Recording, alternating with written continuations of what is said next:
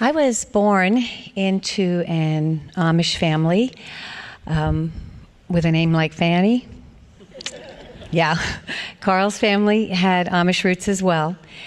And although both of our families left the church when we were young, that heritage has shaped us deeply. One thing that the Amish understand well is community.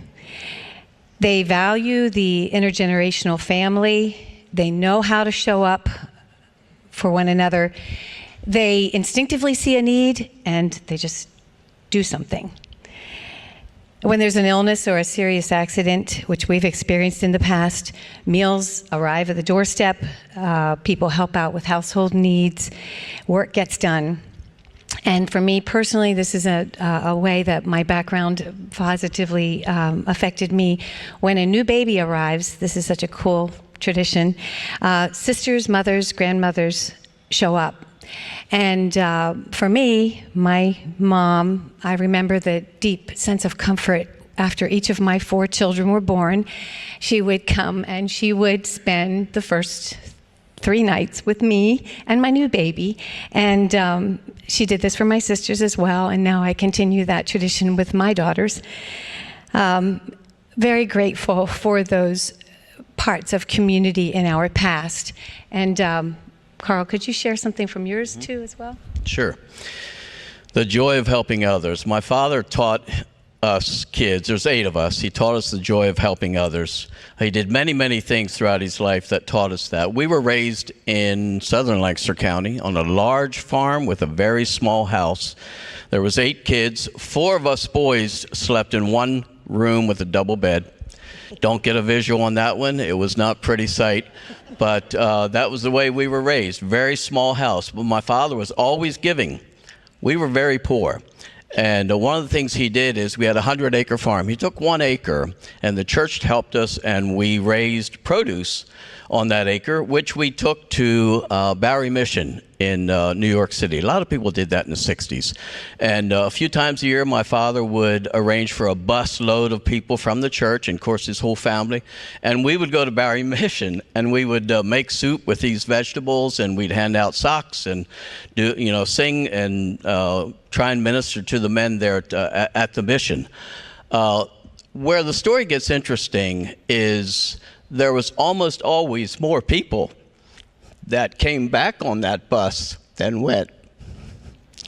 And that's because my dad would befriend these alcoholics, these, my mom would call them poor souls. He would befriend these guys, and he would say, hey, come live with us in the country in Pennsylvania. They're living on the streets in New York. They came. And for the first 10 years of my life, I thought it was normal to have men living in the attic. Anywhere from a month to 5 years. I kid you not. I'm standing on this platform at a church. I wouldn't lie here. They lived with us, and I thought it was normal. And until I went to school and I was asking my friends, hey, who do you have in your attic? And they're like, we don't have anyone in our attic. I'm like, you don't have anyone in your attic. What do you do with your attic space? But anyway, he did that and many, many things. And so my dad's philosophy was, I'll throw a little sermon in here because Matt's not preaching this morning. Here's my 30-second feeble attempt at preaching. We all say, come to Jesus as you are. Come on, come. It doesn't matter what you've done in your life. It doesn't matter what shape you're in. Come to Jesus. Now, if you want to come to our house, let me run some background checks on you. Let me check you out a little bit. That wasn't my dad. My dad was like, come to our house and live in this small house with 8 kids. And by golly, I'll show you Jesus. Come to my house first. I'll bring you to Jesus. That was his philosophy. Quite a challenge. I'll give it back to my wife.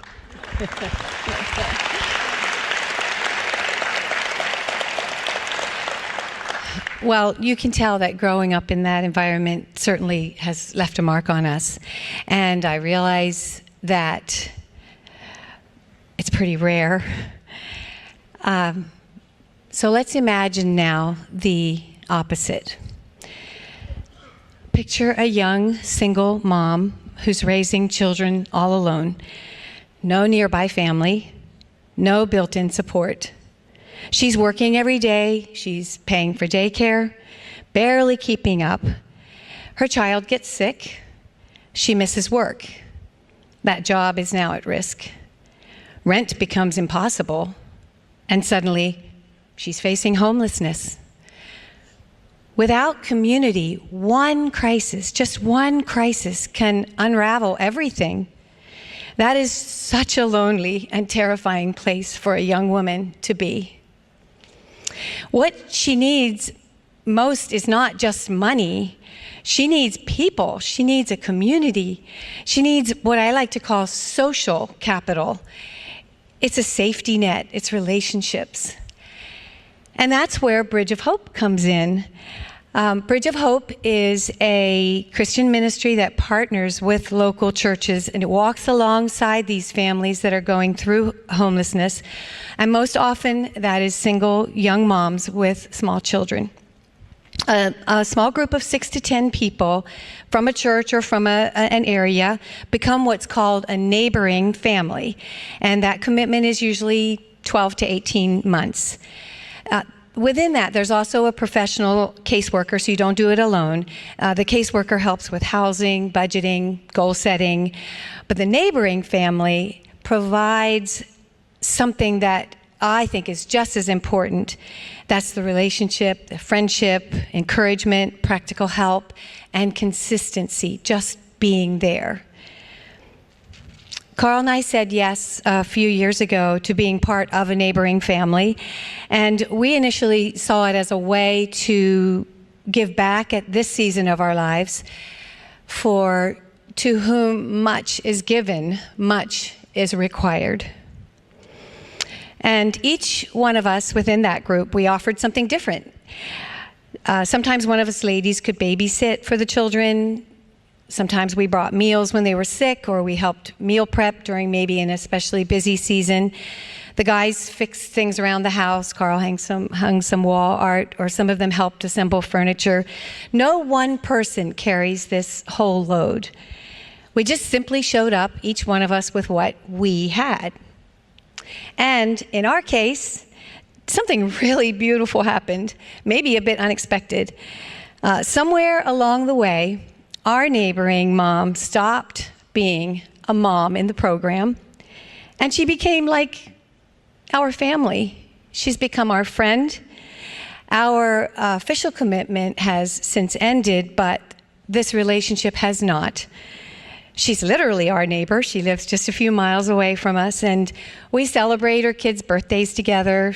She sends us pictures of her growing kids, and we have a text thread. We just do life.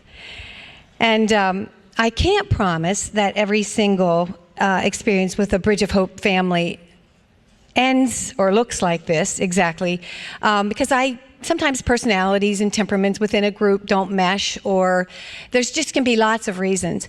But don't let the fear of something not turning out be the reason you don't get involved.